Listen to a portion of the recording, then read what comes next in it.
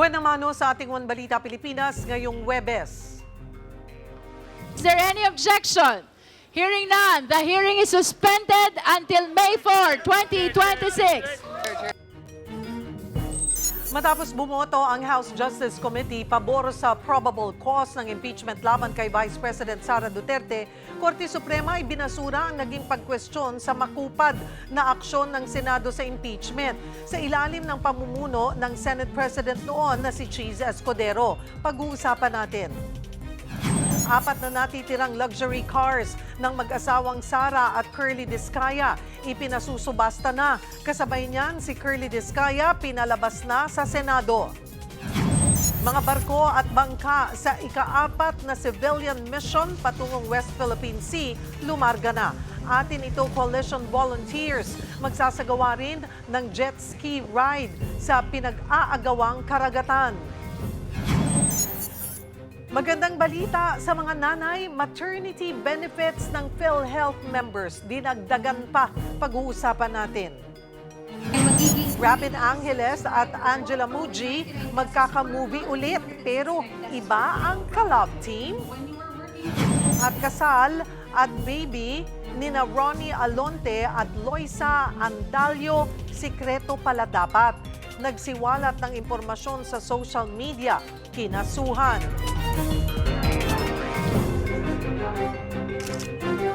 Magandang taghali, Luzon, Visayas at Mindanao. Thank you for joining us. Good afternoon sa mga nanonood sa This has been like died. Ang buting utang, kumikita sa mga utang, kumikita. Dagsana ang mga paluwas sa kanilang mga probinsya. Hola! One Balita, Pilipinas!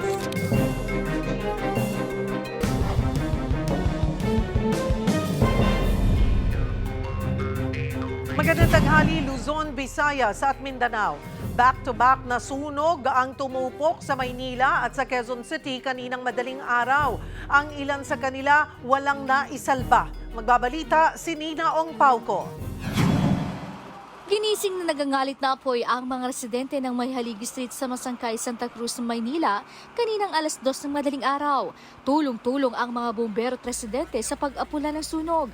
Pati linya ng tubig, binaklas na makapag-igib lang ng mabilis. Si Lola Eufenia, swerteng nagising sa sigawan ng mga kapitbahay. Mag-isa lang kasi siya sa bahay nang mangyari ang sunog. Kami nagsisigawan na.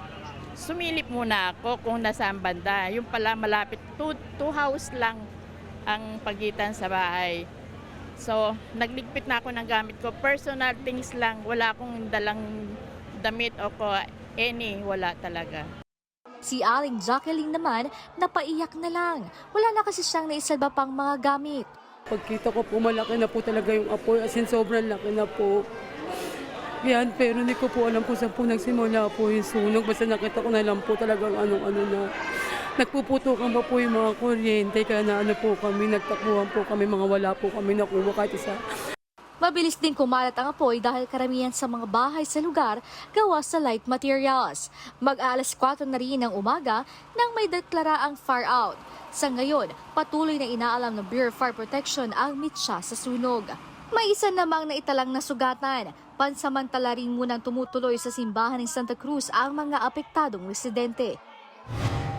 Bandang 1:00 naman ng madaling araw ng lamunin ng sunog ang tumupok na mga bahay sa Nia Road, Barangay Pinyahan, Quezon City. Umabot sa 3rd alarm ang sunog.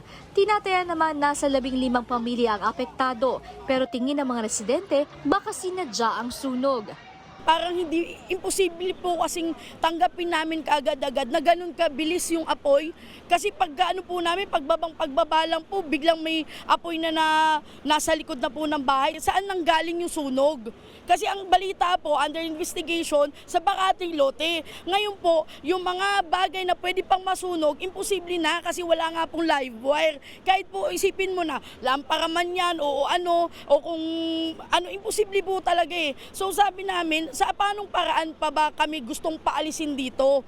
Gaya ng sunog sa Santa Cruz, pawang gawa rin sa light materials ang mga bahay kaya mabilis kumalat ang apoy. Mag-aalas 2 na ng madaling araw nang maideklara ang fire out. Walang nasawi at nasugatan sa insidente. Sa ngayon, inaalam pa ng mga otoridad ang posibleng sanhi ng apoy. Based po sa first responder natin, medyo malakas po yung apoy kasi po yung likod po kasi natin open na. So yung hangin po, malakas po yung supply ng oxygen dito sa likod. So malakas talaga yung naging lagablab nung sa mga bahay. Sabi naman ng barangay, nakatutok na sila sa pagbibigay ng pansamantalang matutuluyan ng mga apektadong residente. Naghihintay lang din sila ng desisyon kung kailangan na ba silang ma-relocate. Kapatid, para sa 1PH, Nina Ongpauco, News 5.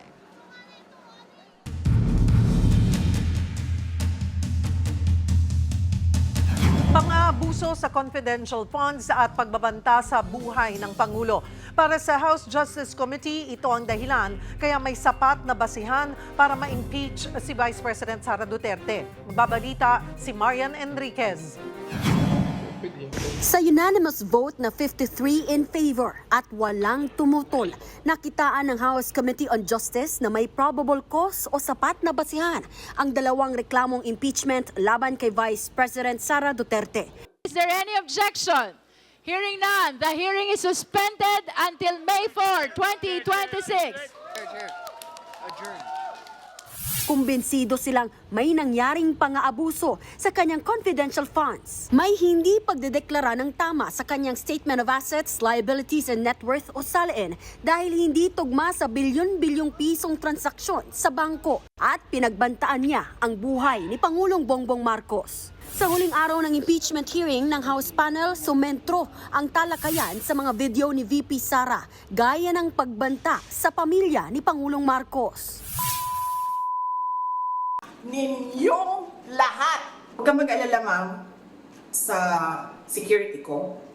Kasi may kinausap na ako na tao.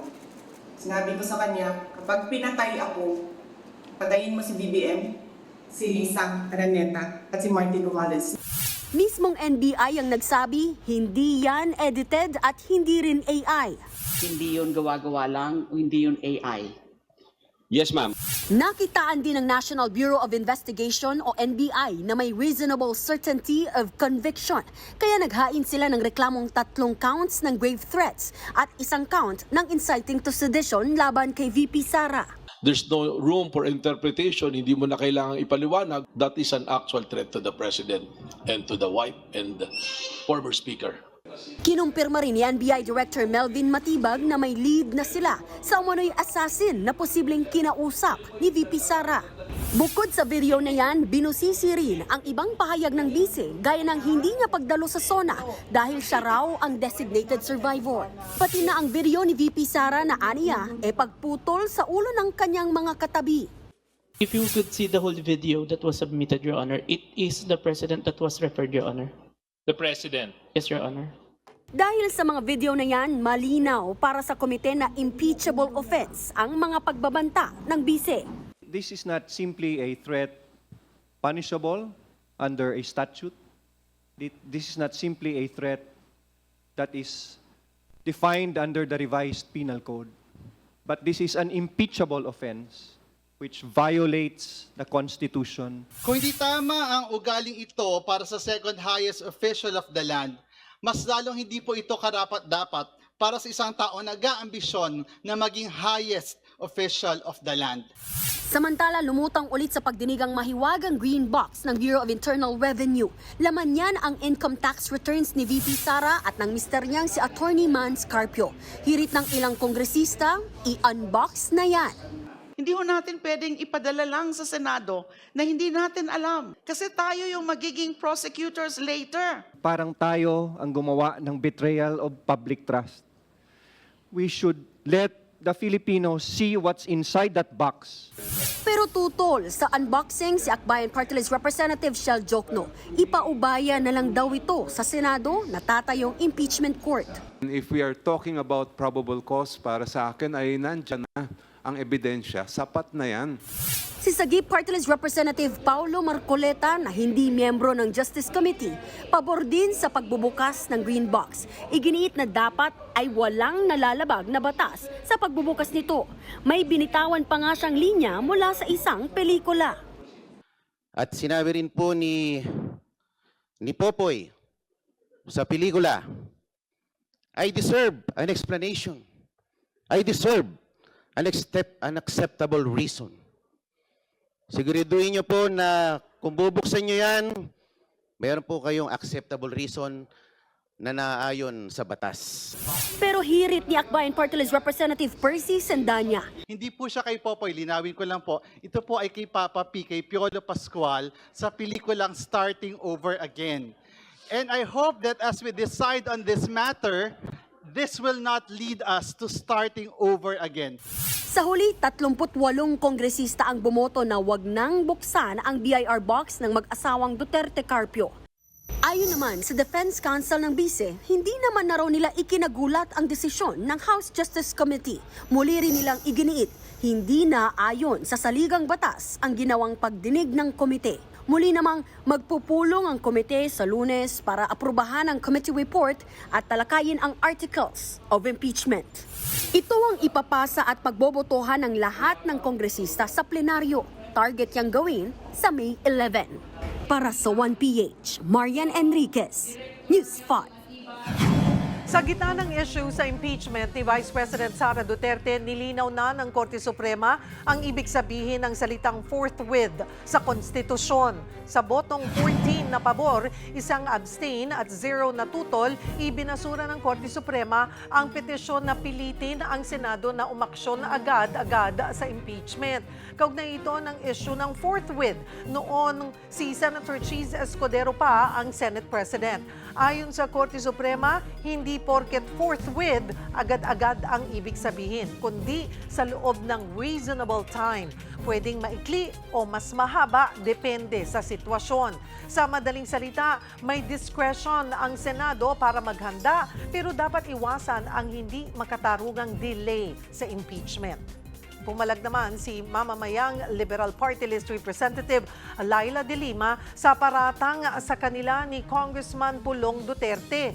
Sabi kasi ni Congressman Pulong, may mga nagtawag sa tauhan ng kongresista para bumoto sila pabor sa impeachment ni VP Sara. Kung ganyang impormasyon at siguro naman po, hindi naman po siguro yan totoo. In fact, parang nakaka-insulto po yan doon sa mga miyembro ng Justice Committee. So baka ang pananaw ko po dyan ay baka kasama lang po yan uli ng mga style nila, mga taktika nila para ma-undermine yung impeachment proceeding. Pag-usapan pa natin ang impeachment laban kay Vice President Sara Duterte kasama si House Justice Committee Chair Jervil Luisro. Magandang tanghali po, Congresswoman. Salamat po sa oras. Good afternoon, Cheryl, and thank you for having me here at One Balita. Pagkatapos po, Kong, ng botohan kahapon, ano na po ang immediate next step? Sino po ang mangunguna sa pag-consolidate ng mga reklamo? Well, regarding the consolidation, it should be participated by all the justice members, no? Kaya ang instruction natin dito sa mga committee staff to make sure that they make their full coordination dito sa lahat ng mga miyembro ng Justice Committee. At kagaya ng naging order natin sa committee kahapon before we suspended, we will be preparing the committee report, the resolution, as well as the articles of impeachment, the consolidated articles of impeachment, because that is supposed to reflect all the alleged grounds already in the 2 impeachment complaints, the Saballa and the Cabrera, no? And then come May 4, Cheryl, the justice members are supposed to vote on the approval of all these documents. Thereafter, we will immediately transmit it to the plenary. Kapag nasa plenary na, we will anticipate that they will be transmitting a copy of all this document, most especially the articles of impeachment and the attached evidence, sa lahat ng House members, no? Including the Vice President, sapagkat ito yung nakapaloob sa Supreme Court decision in the Duterte versus House of Representatives case na dapat bigyan ng sapat na panahon ang mga miyembro ng House of Representatives mapag-aralan ang articles of impeachment as well as the evidence bago mag-plenary vote. Okay. So Yes, Kong. Sige, go ahead po. I'm sorry. So ito ang inaasahan nating mangyayari ngayong darating na May 4, the approval of committee report, resolution, and articles of impeachment, and their transmittal to the plenary. Puntahan ko lamang po yung botohan ng May 4. Realistic po ba na umabot ito sa panibagong botohan by May 4? May mga posibleng hadlang po ba na pwedeng magpaantala, Kong? Well, I don't think sapagkat May 4 is kasabay ng resumption natin no? Magre-resume din ang session ng 20th Congress ngayong May 4. So, we expect a lot of Kongs to be there and participate in the hearing of the Justice Committee for the approval of this committee report and articles of impeachment, no? Wala naman tayong nakikitang magiging challenges in as far as May 4 hearing is concerned. Sa consolidation po, Congresswoman Luistro, may mga article of impeachment po ba na maaaring matanggal o madagdag at sino po ang may final say dito? Basically, Cheryl, the alleged grounds or offenses in Sabalia and Cabrera are almost similar, no? So initially, meron kaming discussion na there will be one ground for confidential fund. Second is, lahat ng ito, betrayal of public trust and culpable violation of the Constitution. Tapos, other high crimes, no? But as 2 offenses, one will be confidential fund, misuse of confidential fund. Second is bribery in the Department of Education. Third is unexplained wealth and non-disclosure in the SALN. And the fourth is threat and destabilization. So initially, ito yung discussions namin concerning consolidation. But of course, we will be hearing as well from the members of the Justice Committee kung meron silang ibang suggestion concerning the approved consolidation, because that was the motion of Congresswoman Laila de Lima. No? So on Monday, May 4, we will be able to hear kung meron silang gustong amendment, revision.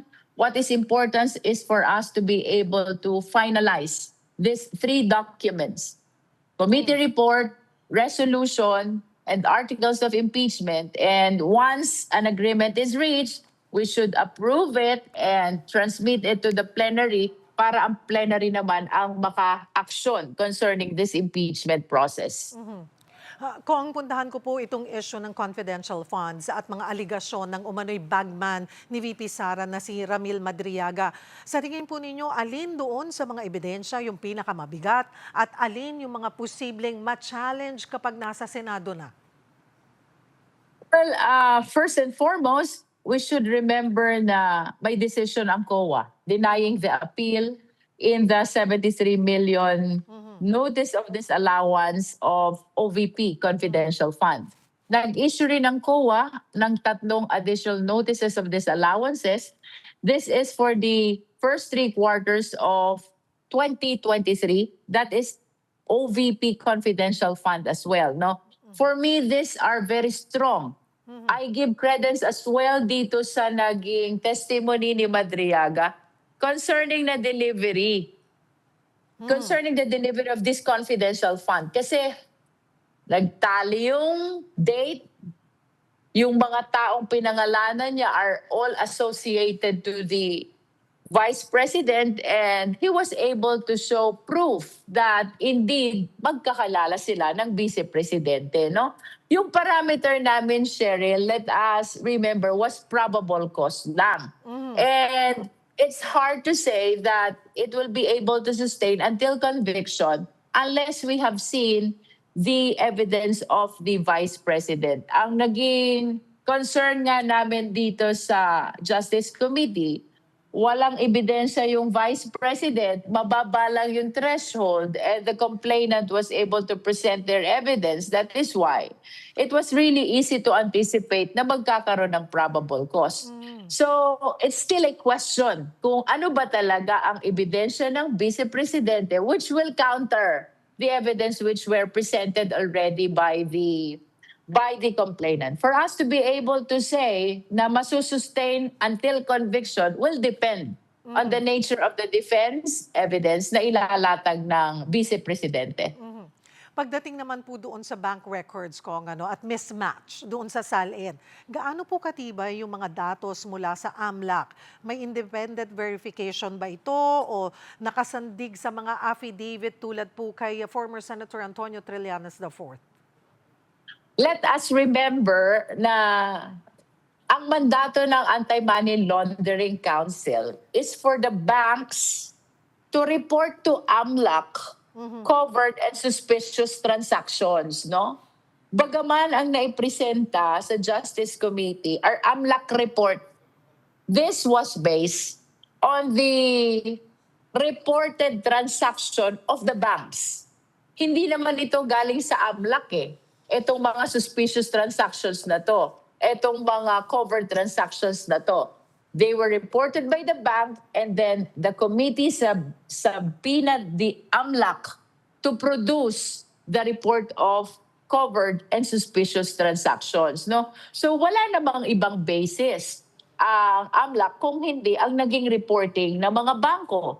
Plus, we should consider also one principle in law. We call it presumption of regularity of performance of official function, which we apply in as far as the report of AMLAC is concerned, because that is the mandate of their office. And therefore, we give credence do sa report na sinubmit nila dito sa Justice Committee. The same is true with respect to SALN. Hindi naman ombudsman ang gumawa ng SALN. It was prepared by the Vice President, submitted to the ombudsman, kept by the ombudsman, di ba? So applicable din sa kanila that yung mandato nila to be the custodian of this SALN are being complied with, and therefore, we gave credence na itong SALN na ito are genuine copies of those SALN which were submitted by the Vice President. You are correct about the mismatch. You are correct about the discrepancy. You're correct about the disparity. As a matter of fact, there's a very huge disparity, no? Yun na lang SALN, Cheryl, 88 million na net worth. You base it on the net worth, compare it with the reported transaction, which is 6.7 billion. Napakalayo, di ba? Pagkatapos, nakasiro pa yung cash at saka bank deposit dito sa SALN. How will you explain the transactions reported by AMLAC? Kahit papano, nagka-cash ang Vice President kasi ang dami niyang reported transactions and all transactions are cash. So dapat na-report yun either in the cash or in the bank deposit. But they are claiming, I know that they are claiming that all of them were lumped in the item others, no? And that is why kahapon, nag-request din si Congressman Terry Ridon to request a position paper from the Civil Service Commission kung valid ba yung claim ng defense team. But we have yet to receive that response of the Civil Service Commission. That is in as far as unexplained wealth and non-disclosure in the SALN is concerned. And then siguro ituloy na natin, Cheryl, yung pangatlo, the threat and destabilization. Yes. Ang daming videos. At yung naging subject matter talaga ng investigation ng NBI is the November 23, 2024 video. This was the one taken inside the detention room of Attorney Zuleika Lopez during the Good Government and Public Accountability investigation. Tama si Congressman Laila de Lima. Res ipsa loquitur. The video speaks for itself, di ba? Nakita mo yung detainer? Galit na galit siya, and he was uttering threat against the president, the first lady, and the former speaker. The video speaks for itself. And indeed, the NBI resolved that there was threat committed by the Vice President. As a matter of fact, the same was filed with the Department of Justice. Kasi sinasabi din kong, di ba, na splice, pero pinatotohanan na po yan ng NBI na authentic po yung video. That is correct. Pag sinabi mong splice, ibig sabihin kinat mo in such a way na binabago mo ang konteksto, no? So this was, yes, you are correct. The NBI testified that this is authentic video at hindi ito na-splice. Doon naman po tayo, doon sa, marami rin naghintay dito, doon sa unboxing. Yun yung term ngayon, the unboxing. So, mas paintindi nyo lang po sa ating mga viewers, bakit talaga hindi na binuksan sa komite itong tax records na isinumite ng BIR? Ito po ba ay strategic decision o may limitasyon sa panahon at proseso? Actually, during the caucus, we are trying to explain to Congresswoman Laila De Lima that for several times we took the conservative side, we took the safer side, we took the more cautious side because we do not want to be a subject matter of another petition in the Supreme Court, no? But talagang she is insisting on the paramounts of the Constitution. Hindi naman namin nire-rebut yun. We do not disagree to that. We understand the supremacy of the Constitution.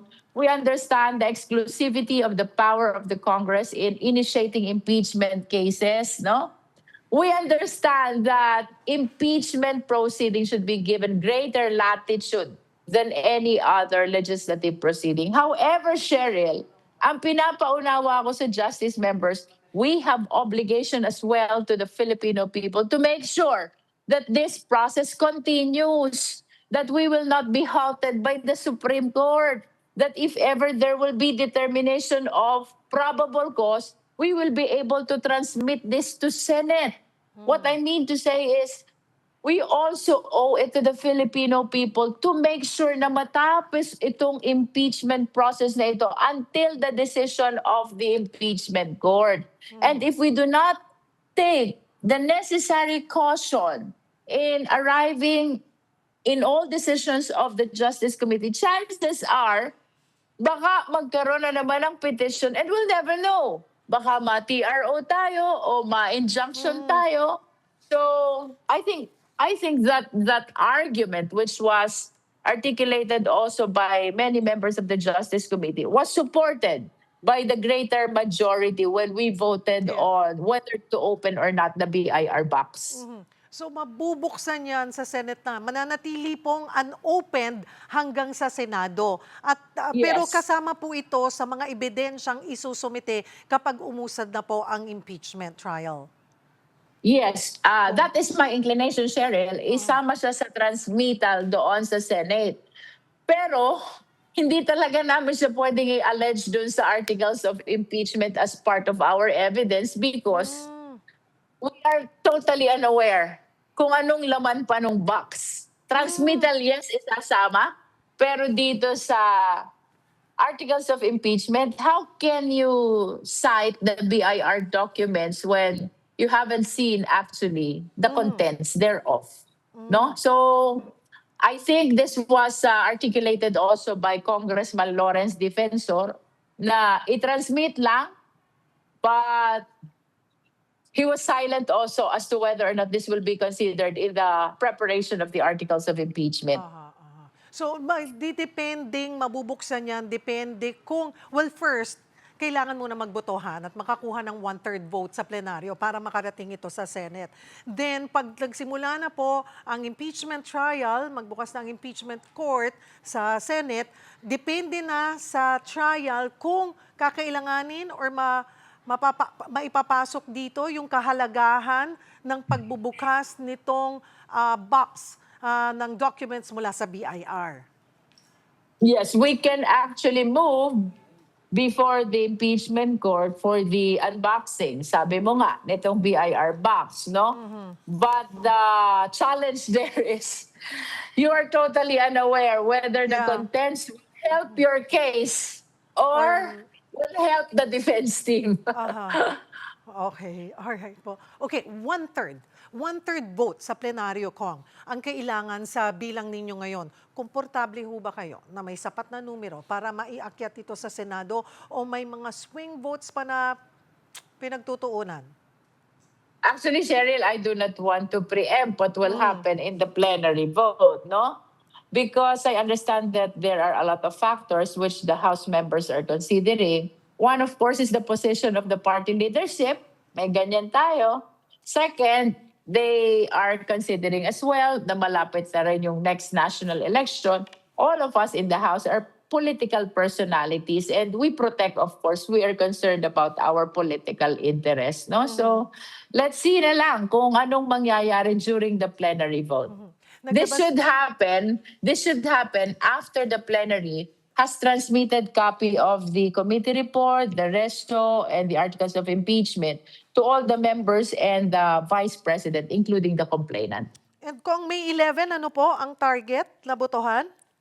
Well, ang sabi ko, I am inclined to recommend that on May 11, we can already do the plenary vote. But it will be actually the decision of the plenary, not ours, because the jurisdiction now is with the plenary and not with the Justice Committee. That is after transmittal. Okay. Naglabas po ng bagong interpretasyon naman ng Korte Suprema sa salitang forthwith. Sa inyo pong pagtingin, nagdaragdag po ba ito ng pressure sa Kamara na bilisan ang proseso at paano nito nabago yung timeline po ninyo? No, my interpretation to that is the Supreme Court recognized the power of the Senate to decide. To decide when to convene the impeachment court depending on the surrounding circumstances, no? Hindi naman pwedeng pag na-transmit ngayon, hearing na agad. We have to consider also yung mga preparations ng Senado for them to be able to convene the impeachment court and proceed to trial, no? For me, ang ibig sabihin ng decision ng Supreme Court, it depends on the judgment of the Senate, whether reasonable period is there already for them to be able to proceed to trial. Kapag umabot po ito sa trial, paano pipiliin kung yung mga miyembro ng House Prosecution Panel? Mas titingnan ba yung legal expertise, political weight, o kombinasyon ng dalawa? At kailan po ito ma-finalize? Cheryl, pag tiningnan mo yung rules, no? Wala naman sinabing dapat abogado eh. But because we understand that the proceeding in the Senate is a trial, siguro naging practice na lang to consider those who are members of the bar, no? But rules-wise, walang requirement na abogado dapat ang public prosecutors. The rule is silent, no? As to paano ba sila pipiliin, it is by way of election by the plenary, no? Ini-elect yan ng plenary, parang membership at chairmanship sa committees. Ini-elect din ang members ng prosecution panel. As to when this will happen, I think per my observation from the first impeachment against the Vice President during the 19th Congress, parang after the plenary vote, nag-election na ng members ng prosecution panel. So I anticipate na ganun din ang mangyayari dito. Kung doon sa pagpili, may bilang ba yan? Minimum numbers of members? And then also, kung kunwari, ako si Kong, feeling ko, pwede akong maging bahagi or malaki may tutulong ko, pwede ba akong mag-volunteer at maging bahagi noong pagpipilian? Paano po ba yun? Makukonsider muna sa pagpipilian. Sorry. Yeah. Pwede namang i-approach na yung mga party leaders, no? So, the majority can discuss that kung maraming interested na maging member ng prosecution panel, no? But this is really a very tough job, no? Cheryl, I don't think na maraming interested na mag-join dyan. Unless ma-elect ka na, and of course, we appreciate this as a constitutional duty which we cannot decline. Paano po kung mayroon naman na tingin po ng House na dapat bahagi ito sa magiging prosecution panel pero umayaw? Pwede bang umayaw?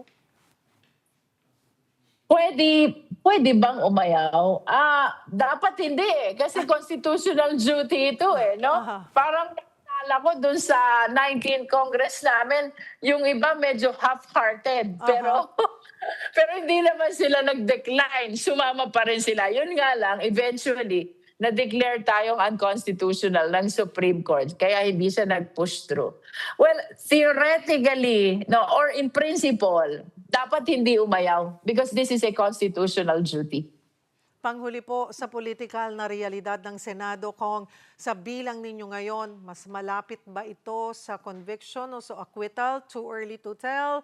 At ano yung pinakamalaking variable na pwede pong makapagbago ng resulta? Kasi numbers game pa rin at the end of the day, yun ang iniisip ng tao eh. I understand. But what is significant here is the evidence of the Vice President. Kasi ang dami nilang sinasabi sa press con. But as a matter of fact, wala pa silang nailatag na pieces of evidence, no? To belie the allegations in the impeachment complaint. So this is what I am looking forward to see finally the evidence of the Vice President and see if these are enough to counter the evidence which were presented already by the complainants.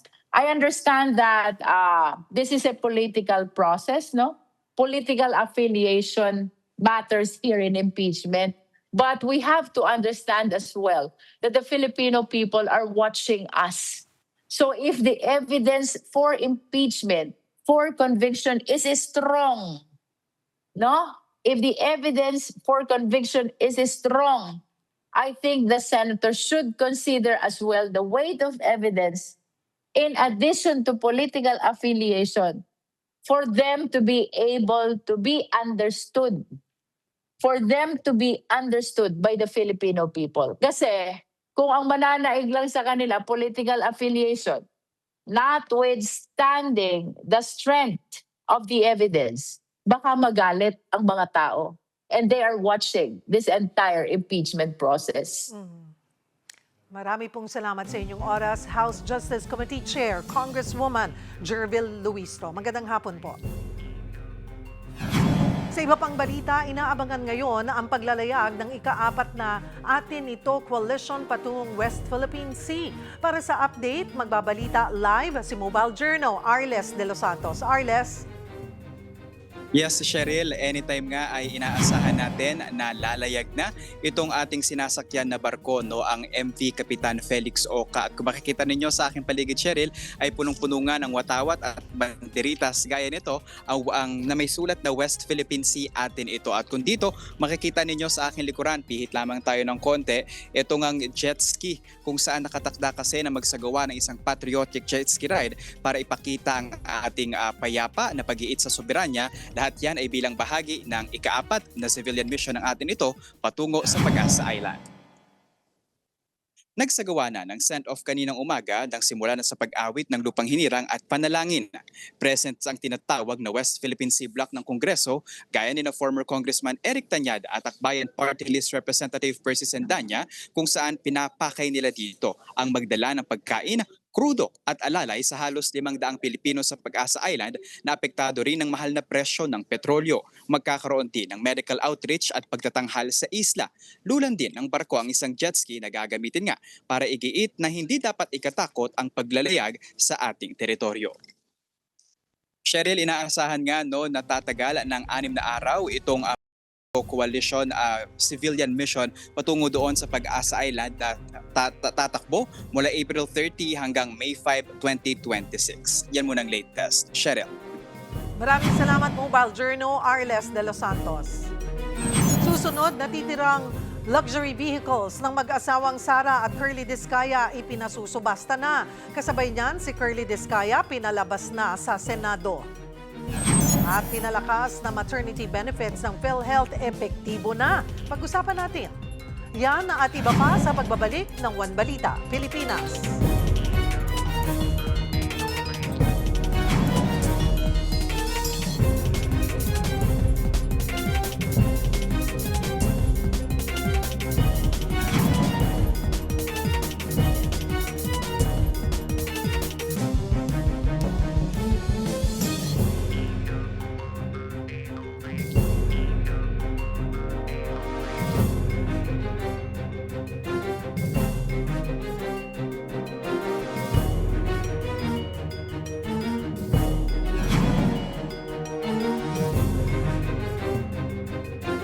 Epektibo na simula ngayong araw ang mas pinalawak na maternity benefits ng PhilHealth. Mismong si Pangulong Bongbong Marcos ang nag-anunsyo ng magandang balita. Sa ilalim nito, 29,000 pesos na ang sasagutin ng PhilHealth kapag normal delivery ang panganganak sa ospital mula sa dating 9,750 pesos lang. 58,000 pesos naman kapag cesarean mula sa dating 37,000 pesos. Pinalawak din ang prenatal care. Simple lamang ang ating layunin. Nais natin matiyak na ang bawat ina ay makakapagpanganak ng ligtas at hindi nag-aalala kung saan kukuha ng pambayad. Nais natin na walang buhay ang malalagay sa panganib dahil lamang sa kakulangan ng pera. Pag-usapan pa rin natin yan kasama si PhilHealth President and CEO, Doc Edwin Mercado. Magandang tanghali po sa inyo, Doc. Salamat po sa oras. Magandang tanghali rin, Cheryl, at magandang tanghali rin sa ating mga taga-subaybay. Doc, pakipaliwanag nga po, ano-anong benefits po ba yung kasama at matatanggap ng ating mga benepisyaryo dito nga po sa expanded maternity benefits ng PhilHealth? So, Cheryl, tinitiyak natin na doon pa lang sa unang trimester ng pregnancy ay naaalagaan ng ating mga nagbubuntis na miyembro. So, doon sa unang trimester, tinitiyak muna kung talagang pregnant. So may pregnancy test at may karagdagang 6 na mga laboratorio para tiyakin yung kalagayan ng ating mag-ina.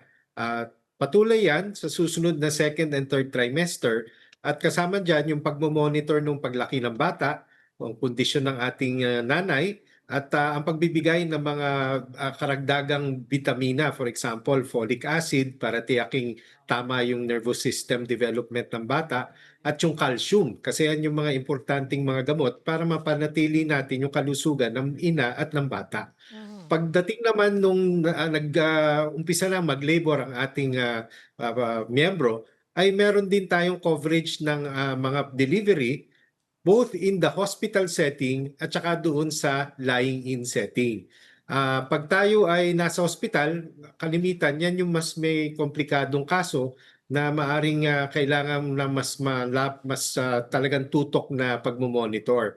Kasi nire-refer yan during the first 3 trimesters ng pregnancy doon sa mga talagang spesyalista. Halimbawa, nagkaroon tayo ng diabetes o yung tinatawag na pre-eclampsia na tumataas ang ating blood pressure o nakikita natin ang bata na medyo hindi nagsa-thrive. So yun ay kalimitan, nire-refer natin in a hospital setting. Kapag naman mga medyo normal, doon naman meron din tayong capability to deliver the baby in a birthing home or in a lying-in facility. So covered natin yan pareho. Pagkatapos ng ating delivery, ay covered din natin yung 4 postnatal check-up. So dyan, monitor natin yung paglaki ng bata, kung nabakunahan na ng ating newborn screening package, at minomonitor din natin yung kalusugan ng ating ina. Kasama din dyan, may mental health kasi minsan nakakaroon ng postpartum depression. So covered na rin natin yan. So doon po sa mga nagtatanong sabi, baka meron na dyan yung mga anak na next month or anytime this week. So ito po ay ma-avail na po ng ating mga miyembro itong expanded maternity package?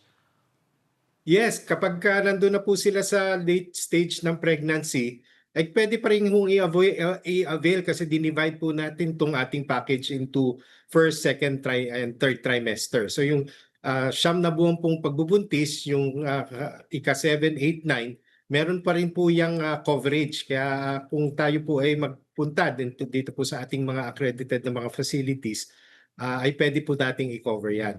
At kahit po kapag nanganak na mismo ngayon o in the next few days, cover din po natin yan doon po sa ating bagong package.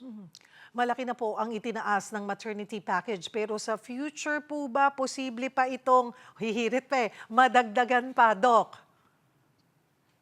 Yung inaaral nga natin, Cheryl, ay yung pag-shift din natin to what you call the DRG or the Diagnosis-Related Group Payment na yung lahat ng mga pre-existing disease, halimbawa may asthma ang ating pasyente o yun, may diabetes, may hypertension, may sakit sa puso.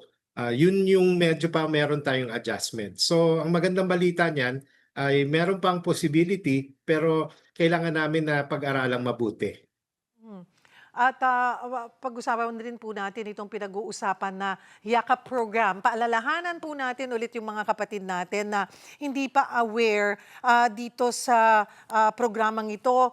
Pwede po bang malaman ulit kung again, let's walk them through paano po makaka-avail na o mapapakinabangan ng isang miyembro ang yakap program, Doc Mercado? Yes, Cheryl, ito yung ating yaman ng kalusugan para mailayo natin ang ating pasyente at mga miyembro sa sakit. So ito yung preemptive at saka parang primary care program na meron tayong mga nakatakdang mga gamot. May 75 gamot po tayo na kalimitan po na tinatawag natin essential medicines na i-cover po namin. Yung pong consultation ay doon po sa primary care physician. At ito nga pong ating maternity care package ay pwede rin pong i-avail dun po sa mga yakap clinics na accredited.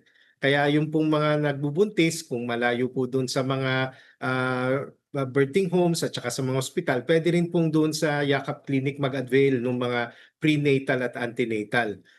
Obviously po, yung panganganak mismo, hindi po pwede sa yakap clinic. Dapat po yun dun sa lying in o sa ating hospital. Pero ang yakap po ay ito po yung ating paraan para po kahit wala tayong nararamdaman ay nasi-screen na at nakikita po natin ang kumbaga yung ating pong potential na magkasakit. So kasama po dito, bukod po dun sa nabanggit kong 75 gamot, ay meron po tayong mga 13 o 14 na tests, ito po yung pinakamalimit, at meron po tayong 6 na cancer screening. Ito pong cancer screening doon po sa pinakamalimit po nating mga nakikitang sakit dito sa Pilipinas, gaya po ng cancer ng liver, cancer ng lungs, cancer ng breast, cancer po ng ating colon. So yun po ay sakop po ng yakap. At ang ating miyembro po ay wala pong babayaran. Ang kailangan po ay kumuha lang ng PhilHealth ID number, pumunta po sa eGov app o doon po sa ating website at pumili po ng kanila pong napupusuan na provider. Kasi ito pong ating provider, ito po, naka-lock-in po ang ating pasyente for 1 year. Kasi ito pong aming provider ay kinokontrata na po namin na alagaan po ang ating pasyente in 1 year. So ang pinakamahalaga dyan sa mga PhilHealth members po ay magparehistro muna. So you can register sa pag-online, mag-download po ng eGov Super App or sa membership portal po ng PhilHealth. Or kung kayo nalilito pa rin, magtungo lamang sa PhilHealth offices at mag-guide po kayo doon kung paano magparehistro at makakapili ng yakap clinic. Marami pong salamat sa inyong oras, PhilHealth President and CEO, Dr. Edwin Mercado. Magandang hapon po. Diyan lamang po kayo mga kapatid, magbabalik pa ang One Balita Pilipinas.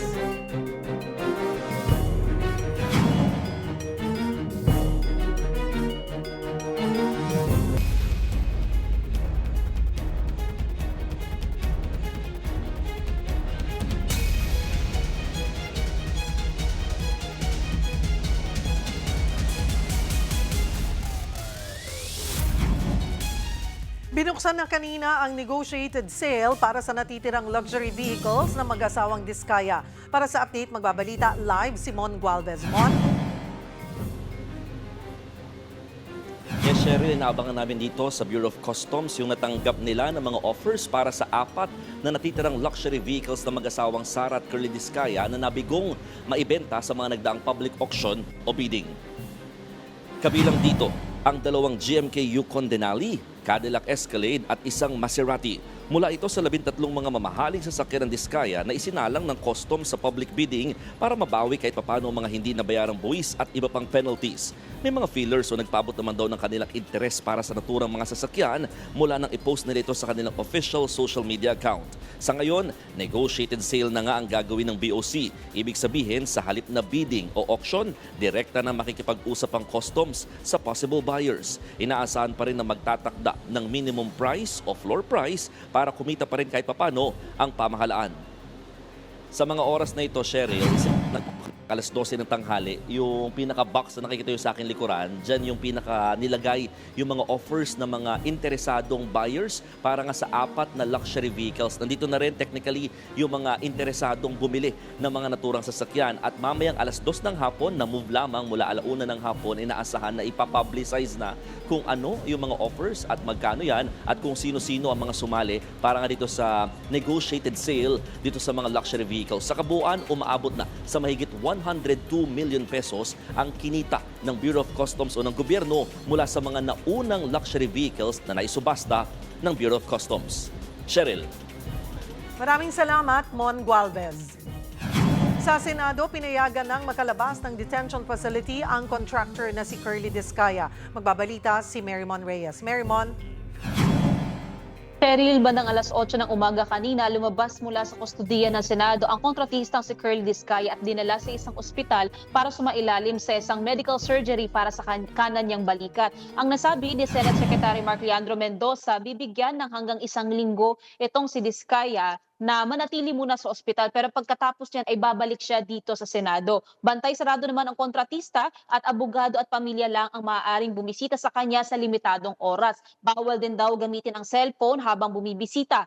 At samantala sa lahat naman ng mga nasasangkot sa maanumalyang flood control projects, itong si Curly Discaya na lang ang nananatiling nasa kustodiya na na-contempt dito sa Senado. Samantala, Cheryl, sa usapin naman ng impeachment, ang nasabi ni Senate President Tito Soto, yung All Senators Caucus na gagawin nila ngayong tanghali, para raw pag-usapan yung agenda pagbalik ng sesyon sa Senado. Pero kasama na rin daw sa mapag-uusapan ay yung posibilidad na mapagbotohan at matransmit ang impeachment laban kay Vice President Sara Duterte dito sa Senado. Sabi naman ni SP, wala naman daw sa mindset na kailangan may pressure na isipin. Ang importante raw ay mag-proceed forthwith at gawin nila yung kanilang mga papel bilang senator judges. So isa sa inaantabayan na nila kung by May 11 daw mapagbotohan, May 12 transmit sa Senado, May 13 maaari raw pag-usapan at makapag-convene itong mga Senado bilang Senate Impeachment Court. Na kahit magkaroon ng adjournment sine die ang Senado, pwede naman daw magpatuloy ang impeachment trial kung sakaling magpapatuloy ito. Cheryl.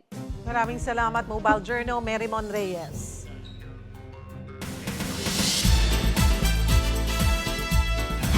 Hola mga kapatid, magbabalik sa Mayo ang love team na Robin Angeles at Angela Muji o ang Rab Gel. Pero guess what, sa isang episode, may iba raw na makakatambal si Angela. Sino kaya? Narito po ang report. Not one, not two, but 4 iconic drama anthology ang pagbibidahan ng isa sa hottest love team of today, sina Robin Angeles at Angela Muji. Pero dalawa sa palabas, solo ni Robin at Angela. The first time that Viva is doing something like that. Kasi diba yung anthology is for a singular artist.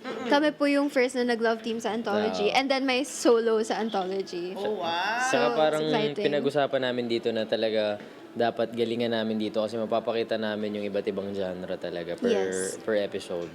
Makakasama ni Robin si Gerald Napoles sa Same Day Error. At si Angela, makakatambal si Carlo Aquino sa isang romantic comedy na My CEO Thinks I'm a Robot. Sobrang nakakatuwa po siya. Dami niya pong tinuro sa akin when it comes to acting. Wala naman daw alma ang Rab Gel fans, maging si Robin at full support sila rito. Sobrang grateful po kami sa Viva kasi binigyan po nila kami ng pagkakataon na makasama yung mga batikan na aktor. So, natututo po kami talaga sa kanila. Mga idol po namin. Actually, parang wala. Naman po. They're happy for us. They're very Suportado supportive. po sila kahit na hindi kami magkasama or magkasama kami. Dahil alam naman po nila na magsasama at magsasama kami. Because we reassure them that kahit may iba kaming projects, we're always gonna be there for each other. And Mapapanood din ang iba pang episodes ng Rab Gel gaya ng Rider Kong Hoodlum at Us Maybe starting May 15 sa Viva One app. Alright, thank you so much pala mga kapatid sa 7th VP Choice Awards. Pinarangalan po tayo kahapon bilang Entertainment News Reporter of the Year. Maraming salamat po. Galing kasi ako nung interview kahapon, Miss Cheryl, kaya nakuha ko ito, natawag na yung pangalan ko. So sabi ko, dito ako kayo papasalamatan dahil fans po ang nagbigay sa atin ito via VP Choice Awards, particularly ang Ash dress. Ikaw na. Congratulations, MJ. Thank you. Ayan, ikaw ang isa sa pinakamasipag talaga na correspondents natin na hindi na nagpapahinga. Salamat. Na-serve mo yan. Thank you. Ayan, congratulations! Thank you. At yan po ang mga bumabanderang balita at public service sa inyong tunay na kasalo sa tanghali. Hanggang bukas po dito sa Balita Magpapabusog sa inyong kaalaman. Ako po si Cheryl Cosim, kami ang inyong kapatid sa public service. 1PH, Teleserbisyo para sa Pilipino.